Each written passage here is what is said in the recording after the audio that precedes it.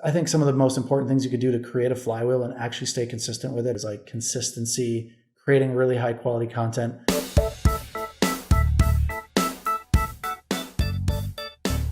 Well, hello and welcome to the Leverage Street Podcast. This is the show that helps you leverage the talent and tactics of high performers. I'm Craig Shoemaker, and today's guest is Lucas Bean. With leadership roles at Atari, Sony Pictures, and executive experience with multiple dot-coms selling for over $400 million, Lucas knows how to build and scale businesses.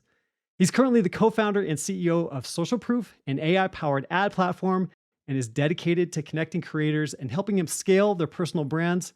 Lucas, welcome to the show. Thanks for having me. It's an absolute pleasure to be here, Craig. That's great to hear. We've had an opportunity to get together and hang out and get to know each other a little bit. So it's great that we get to do this here today. I'm excited, my man. It's definitely one of the biggest pleasures I've had on Twitter, meeting you, my friend. There's not that a lot of people that I classify as like people that are on the know, and you're one of those people. Well, I appreciate that. Again, absolutely my pleasure That's for awesome. being here. So one of the cool things that you have is this really cool story about, I think you've spent more time on Twitter Spaces than anyone else, maybe in the world.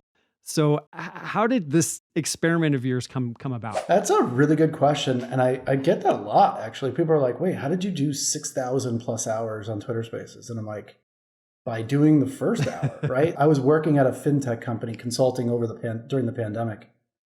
It was kind of soul crushing, I guess you could say. Right? I mean, I was paid very well, but I felt like I needed to build my personal brand and like get out there and really challenge myself, especially right after the pandemic. And it wasn't really, pandemic was still going on. So I started at the end of April of 2021, right when Spaces were new. And I just said, hey, you know what? I'm going to go up and start raising my hand on some of these stages because I feel like I have some value to add. And my first space was crazy. It was the CFO of Twitter at the time and Jim Cramer. And I know it's crazy, right? I just like, wait, what? Like, how in the world did I end up on stage with these two cats? And I'm like, I did. They like, hey, anybody have any questions? I raised my hand, added some value to the conversation on Spaces. And we got a cool side story from Jim Cramer that was like, by the way, guys, I haven't slept on a Tuesday night in 20 years. And I'm like, wait, you actually stay up literally all night on a Tuesday night and you don't sleep at all? And he's like, yeah, I really don't. I'm like, how do you stay awake? How do you function? And he's like, 8 cups of coffee or something like that. And I'm like, oh my God, like I can't imagine that's healthy for you. But after that conversation, I just felt very empowered. And I was doing a bunch of research in the tech space of like the Web3 NFT space and crypto, stuff like that, and blockchain. And then I ended up on a stage where people were talking about crypto and they brought me up and I added a lot of value and they kept asking me to come back. And I was like, wow, I wonder why these guys want me to come back. I just kept going back to those spaces. And then I ended up in another space of one of my favorite authors, like Nir Eyal, like who wrote like Indistractable and Hooked. And I popped up when he had another space up and I was able to talk to one of my favorite authors. And I saw the power of spaces basically, where everybody you did it right and you kept doing it. You get access to people. It's like one of the most powerful networking tools in the world, I think, is live audio. And I think I saw it and then I just started doing it because I had an audience. The audience kept building as I kept holding spaces. So I went from like 40 to 50 people in my space to 100 people in my space to 150. And in a way, it was like people were basically validating what I said is value, right? There was like a lot of value there. They kept validating the stuff I was saying as like saying, hey, everything you're saying is like something we want to listen to. So I just kept doing it and helping people. Now my goal was kind of like to help people understand blockchain, help people understand how it could be used in the future and like how NFTs can be used, how just Web3 technology can be used to like create ownership and authenticity. And it just took off from there. And then I started talking about the topics that I love the most, which is like marketing, branding, and just having a regular conversation. So I was hosting spaces, co-working with people for, 10 hours a day. I was the host and this is way before we even had co-host features. So just imagine I had to stay up and ask questions. There was no co-host. So if someone dropped down or lost connection, I'm the one who had to bring them back up. Co-host feature was added a year later. Gosh. So it was literally me hosting these spaces. And I just made a ton of friends. It was during a bull market in the NFT and also the blockchain crypto space. So all these people were coming in and like listening to us and having great conversations. And we're talking people from across the world, right? And all walks of life. Like none of these people were just in my little tech bubble silo that I used to be in. This little, hey, 3,000 people on the internet like know who I am, and they all run like tech companies. And instead of that, I was talking to retail people, right? Like the people who invested in like that were buying on what's that platform called? Oh yeah, Robinhood. Everybody that was invested in Robinhood, they started doing the whole Wall Street bets and stuff like that. And then they moved over to crypto because crypto started going up and Elon Musk was promoting Dogecoin and stuff like that. So it was kind of like a big deal, and everybody was still trapped in the house, which people don't talk about enough. I think people being trapped in the house like really created this like amazing growth opportunity and people were just like looking and crazy ravenous for content at the time because they wanted to forget they were in the middle of a pandemic and things were uncertain. Hey, do you want to get parts of these interviews that aren't available anywhere else? Well, you can join the Leverage 3 email list and get access to exclusive content just for subscribers. So go on over to leverage3podcast.com and sign up today.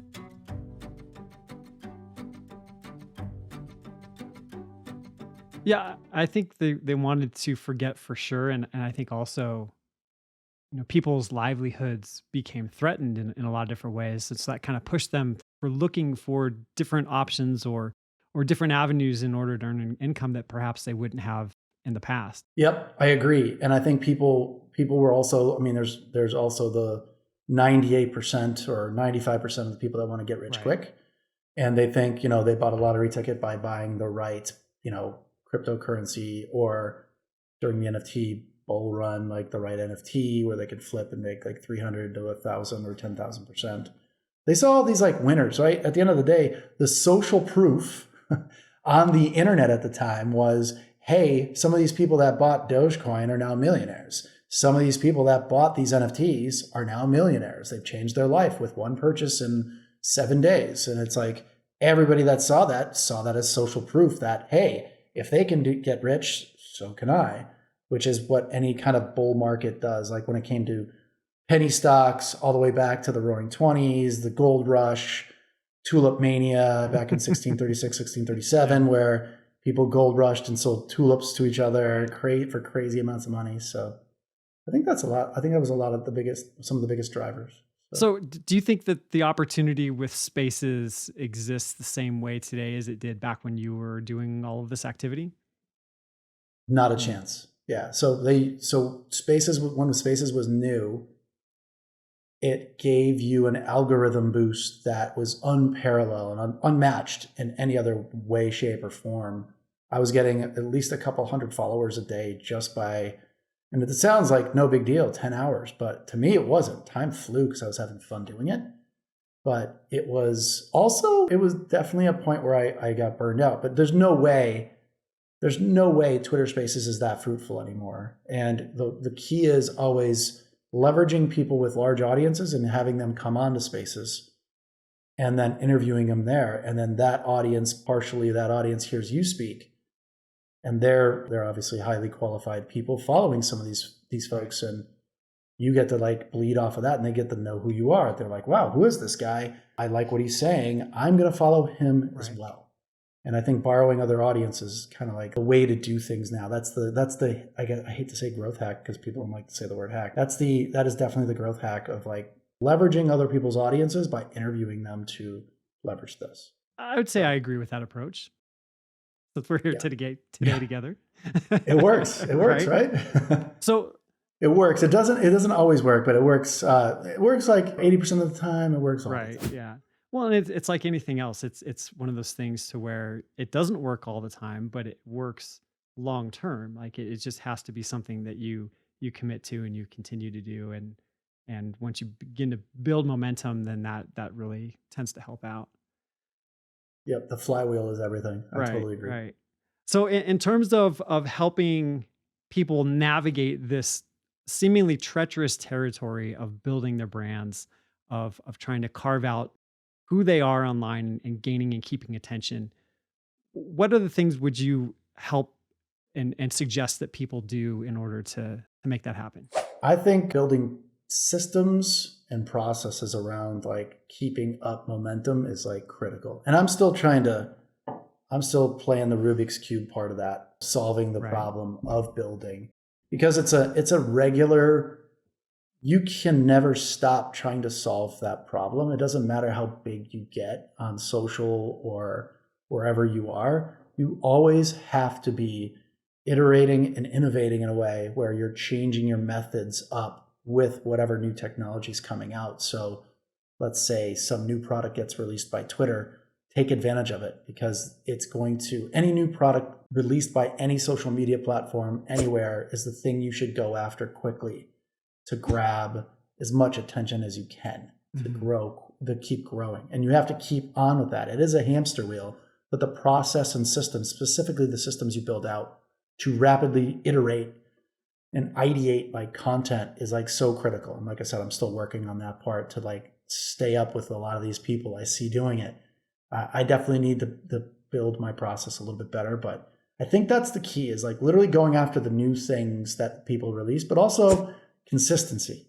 Like if you post consistently and you comment back and forth with people consistently, every platform, you're going to see, even mediocrely, going to see results in a good way. So the law of 100s I believe in: post 100 tweets, find out which ones work, which ones resonate, and reimagine those tweets and rewrite those tweets. I mean, you kind of gave me that insight too, where when I write one message, I write it 5 different ways, and now I have 5 different messages across a whole bunch of time. And I think that's an amazing tactic. I think it's really important to focus on consistency and showing up, especially when you don't want to. I've definitely found myself down that rabbit hole of, hey, I don't want to do this today. And there have been times where I didn't do it because I'm just so burnt out. I cannot do these things.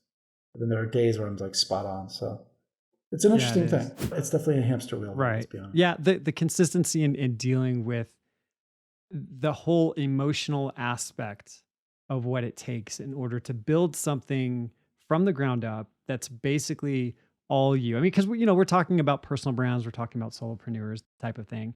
I mean, sure, if you have a company, you have a staff, you have a force of people that you can distribute and delegate to, that has its own set of problems entirely that can discourage you for a whole bunch of different reasons. But in terms of being able to remain motivated and keep going on that consistency, there's a whole emotional aspect to it. I think that perhaps we don't talk about enough. Yeah, I agree. I think the emotional roller coaster, you have to kind of like build yourself up to realize that you're going to have a lot of down days at first, right? And the goal is to have more up days than down days, because we're always going to have down days, right? It's the key is to get as many up days and have more up days than the down days. But just know and remember that those down days are going to happen. Your tweet's not going to hit right. Your LinkedIn post isn't going to hit right. Your video's not going to get the views you think it deserves. There's so many things that go wrong on a regular basis. The algorithm changes. Like, again, Twitter just experienced a big algorithm change. And there's a lot of like impressions lost here. And I'm hearing that across the board. So deplatforming your audience, like again, when people talk about this all the time, but so critical to get your audience in a place where you have, I wouldn't say you control the audience, but you control who messages the audience and how they get a message to your audience. That's really what you want to control, is the ability to communicate with your audience that's not through a platform that can change its algorithm and be very painful when you've been building on this platform for like 2.5 years, 3 years. And that stuff happens. I mean, it just does, right? So you can't be too unhappy about it. But at the same time, it's like, you got to build up a resilience of like, okay, now what do I need to do to solve the next problem to start going and getting the impressions we used to get? You have to respect the arena you're playing in for sure. Now, I know that you've had a lot of experience and a lot of success when it comes to building your own and helping others build up those mail lists and doing that whole operation of deplatforming. And what have you found in terms of things that tend to work better than others when it comes to growing those lists and nurturing those audiences that way? Well, there's a couple things, but creating a flywheel effect is always the best. And it's funny, like everybody talks about creating like flywheels where people are interacting with your content and things like that.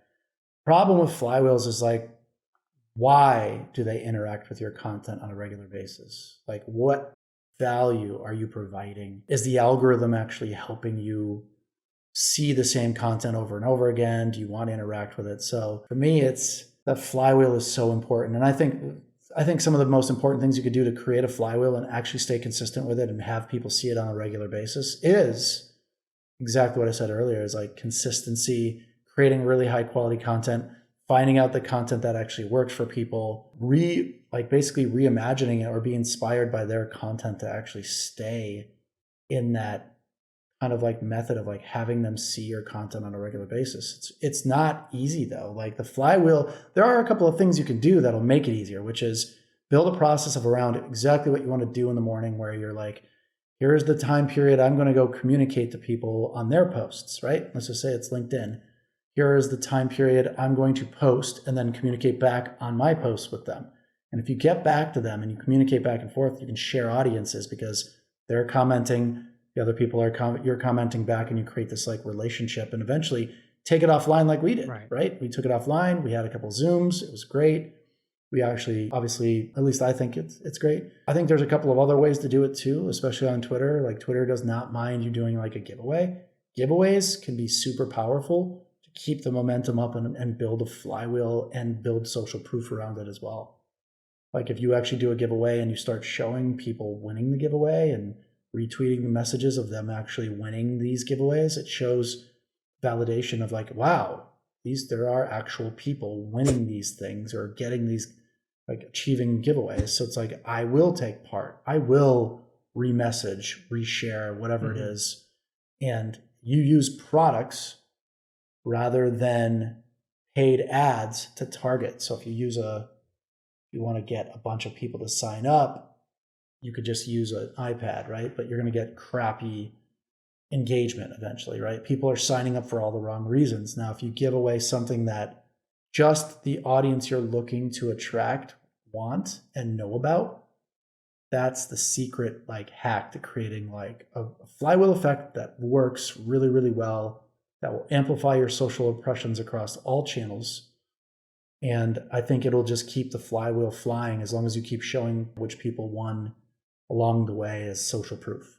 So I think a giveaway is, no matter how much people hate them, they just work.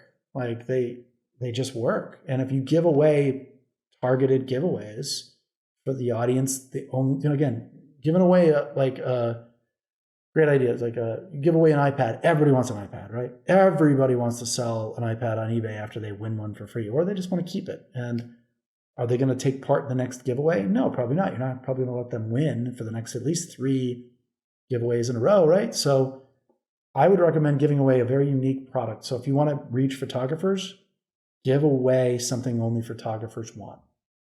If you want to reach people in a band, give away things that only these band people, like people that are playing a rock band, would want. Because who else would want this stuff? And the same thing goes with like business people. What do business folks want that other people don't want? Like they don't even know about. It could be, hey, I'll pay for your Dun & Bradstreet membership for the year. Or, I mean, it really is that simple though, right? You find something that a core audience wants, start giving it away and see what happens. It only takes, I've seen people giving away like $100 in cash and stuff like that, which is such a weird giveaway. It's interesting. So I think it's really important to target your products. So I think that's a really good way of creating a flywheel that just keeps going. So let's break down the flywheel for a second, and then we can come back to talk about the giveaways some more, because I have some more questions on that. So sure. Do you see it like, what are the main like natural breaking points of the flywheel? Meaning as in breaking as it doesn't work? No. So work just anymore? main components. So you have you have a giveaway or perhaps a lead magnet that helps as the feeder into it, right? That's how you have people coming into kind of your world. So what are the other components that help make this thing turn? it's your original audience, right? So build your audience for a little bit so that you have some people to see this stuff. And then you just want to make sure the offer, like I said, the product you're giving away, not the entire, like internet wants it, like an iPhone. Of course, everybody wants an iPhone, right? So you just got to make sure that that's all in place. And then you actually have a good user experience. The most important part, critical part, is the user experience. You cannot have like signing up with an email address and hitting submit. Like it's just not enough because people will use fake emails and all sorts of stuff. And then when they get to a spot where you fill out an email or like multiple fields that are like fill in the blank fields, you're going to lose like 80 or 90% of those people that are coming to sign up. What you want to do is make the landing experience as slippery as possible, like crazy, crazy easy so that people don't even have to think to sign up. And then that 1 or 2 click sign up process that you have, it doesn't just generate a registration of like an email address and their information, but it also triggers them to follow you and the whole messaging is like, hey, follow, retweet this, that, whatever the message is, like follow this, that, repost, and you enter basically the giveaway. So if you keep doing that, it's never not worked for me to build an audience very quickly. And I'm not talking like, oh, it's going to build an audience like overnight. No. Quickly meaning over a course of months rather than years. You can build a very big audience giving away things that will then listen to you, help you also engage with the algorithm, which will give you crazy interactions through Twitter, or like let's say, it doesn't really matter which platform. And I'm just going to say Twitter for now. And those things are like interactions, likes, all the stuff that you want to get are happening in this giveaway. And then you're giving away something to your audience. So they're in a way being incentivized to interact with your posts. And it might seem inauthentic, but some of the biggest accounts that are on, like, just going to use Twitter as an example, on Twitter have absolutely been giveaway people. Like they might not be giveaway people today, but they were giveaway people until they hit a certain number on Twitter and then they stopped doing giveaways. Right. So giveaways are some of the most powerful tools to build an audience on any social media platform, and people use it all the time. You might not see it, but some of the biggest accounts are actually doing it right now and you just don't see it because there's like all sorts of different type of social media posts that are like, which are called shadow posting, where you don't really see the post. Turns into an ad rather than just a regular post in their timeline or their feed. So those shadow posts really get the targeted audiences that they want, that then amplify the message, that then get it to more people. And then, you're just going to have a really cool kind of flywheel built from it if you keep doing it. Like I said, it's all about consistency. If you stop doing giveaways, you only do one and you don't ever do another one, you're not going to be able to make the flywheel fly. If you do giveaways consistently every single month and people are seeing people win by social proof and them telling people they won, not just you telling people they won, that right there alone will make that flywheel fly really fast, and it'll just like take off to a point where you're like, wow, what do I do with all these subscriptions? Like, what do I do with all these people signing up? What do I do? Like, there's like 100,000 people that want to like hang out with me now. Like, what's going on? That's what happens with a flywheel, and properly adjusted and amped with a little bit of funds. Don't forget, it's not just your audience. You actually have to put a little money behind it to get the ads, like some ad spend out on that platform so that other people outside of your network see it. So let me play devil's advocate here for a second. So you have, Sure. You have a giveaway set up, you have a bunch of people registering for it, you award the winner, you make a big splash. Like that whole process works really well, right? But then in terms of you as a creator, once you want to be able to go back to this list of people and continue to nurture them, and the whole reason we're doing this, I would imagine, is at some point to provide or propose an offer to them. How warm, like, do you see a difference between like they are kind of warm, kind of cold when it comes to then being able to position yourself as having an offer for them because they came in through this route? Or what are you seeing there? So, yes. So when you do I mean, all growth, regardless, you could pay for ads on Google, Google Ads. You could pay for ads on Instagram, through Facebook Marketplace, or Meta ads, what do you want to call it?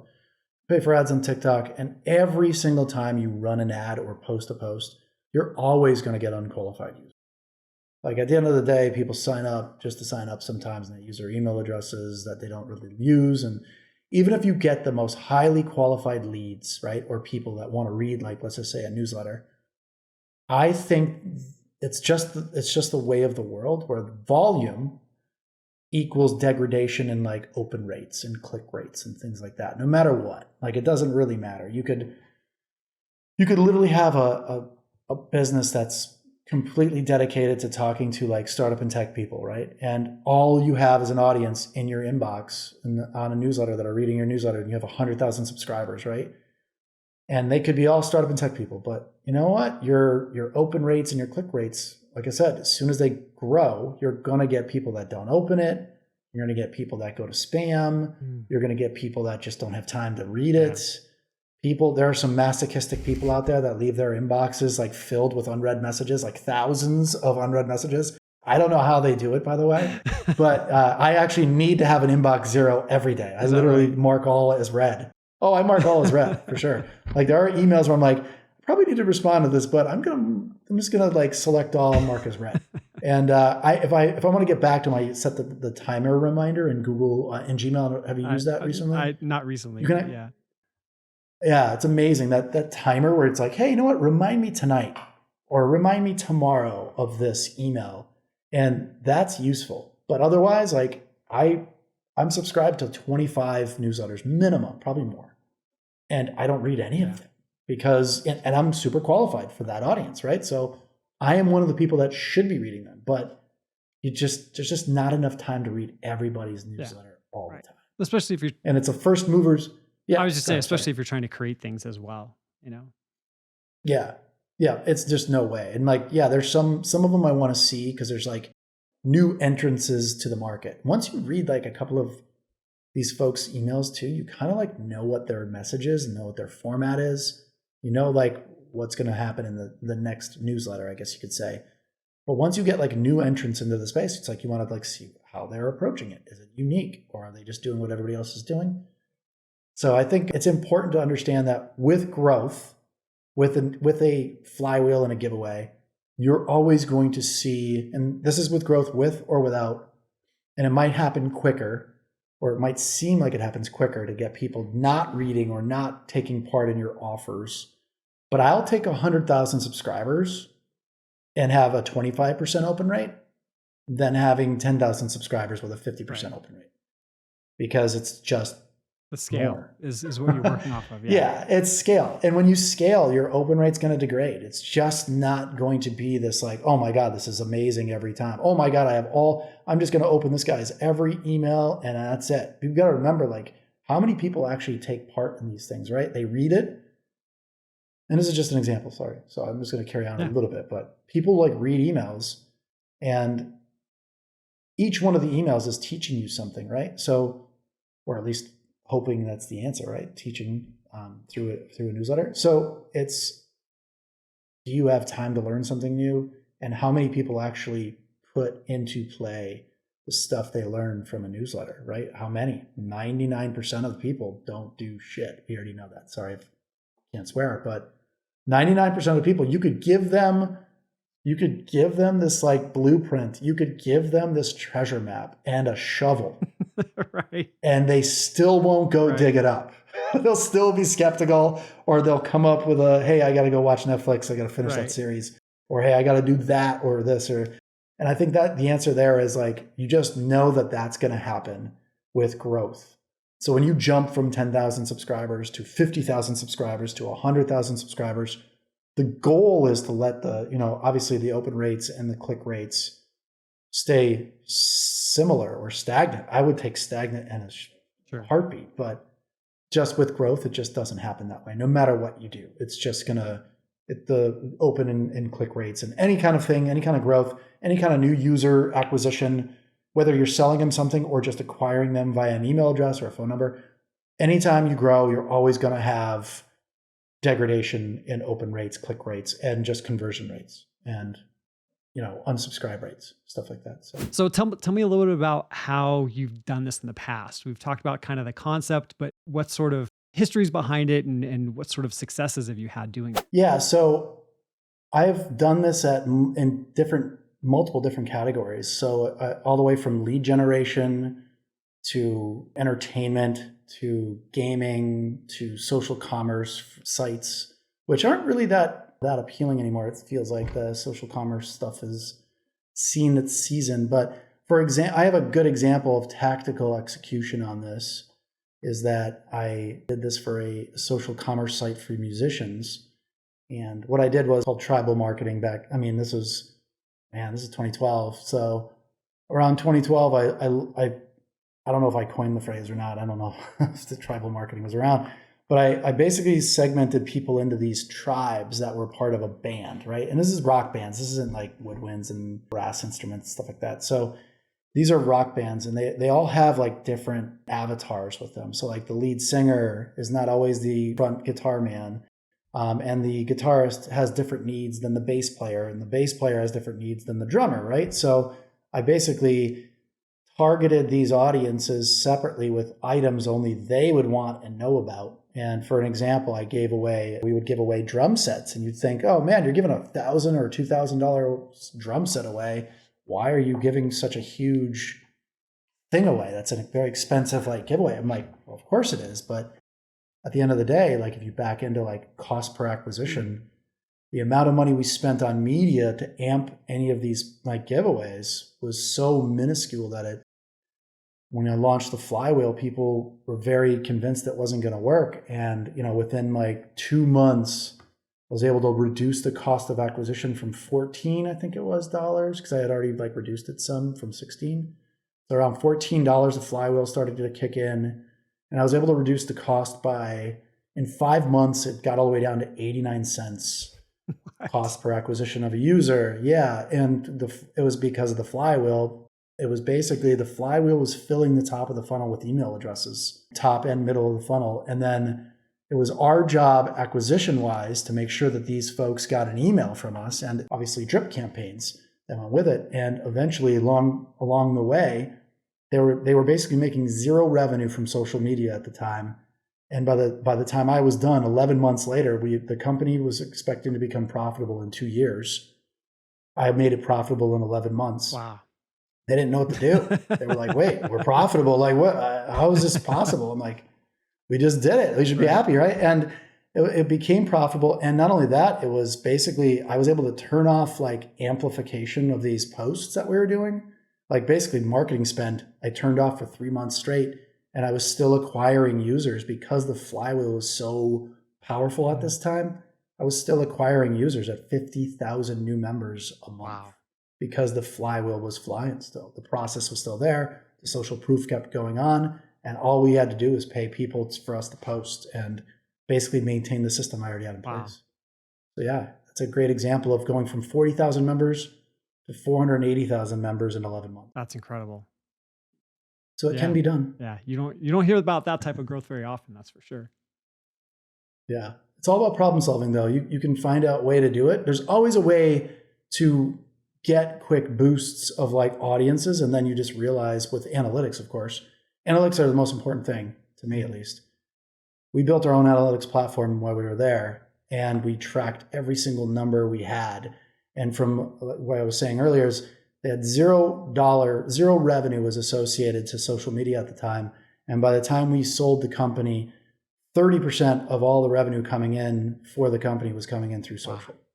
So it was a pretty big change. Well, that's night and day, or even more drastic than that. So if people want to get a hold of you and continue their conversation with you, where would you send them? I would say my main website, lucasbean.com, or you can find me over on Social Proof at socialproof.co, or you can find me on Twitter at Luke360 or YouTube. What's up? New channel on YouTube. It's youtube.com/@lucasbean. Nice. Well, one of the things I like to do here at the end is leave people with 3 actionable tactics based off of your experience and all you have to share. So what would you give people three things to think about as we conclude here? The number one thing is be consistent. Like I hear people say it all the time, but you don't understand how important it really is to keep showing up even when you don't want to, which is discipline. I think that's number one. Number two is don't be afraid to take action on things that make you nervous or, your brain's telling you to stop, like don't do, because those are the things that are probably going to give you the most growth. And I'm talking business things like don't go out and rob a bank because you feel like robbing a bank, guys. And then three, I think, is don't be afraid to use giveaways. Like everybody thinks it's such a bad way of growing. And I think it's like one of the most efficient and effective ways to grow for the least amount of money spent. So you could literally get $100,000 worth of media by doing giveaways in a smart way and the giveaway costs like $500 or $1,000. And all of a sudden you're getting $100,000 in value. So I think it's really important to stay focused on that. And number four, bonus one, don't be afraid to reach out to influencers and leverage them to connect with your brand and be able to market your brand effective to their audience, because it's worth every penny. For every dollar you spend in influence marketing, you get $10 back in value. So very important thing to remember. Thanks so much for being a part of the show. Now, one of the easiest ways that we can stay in touch is that if you're watching on YouTube, please like this episode and subscribe to the channel if you'd like. And if you're listening to the audio version, rating on your favorite podcast app would mean the absolute world to me. So I'm Craig Shoemaker, and I'll see you again here soon on the Leverage 3 Podcast.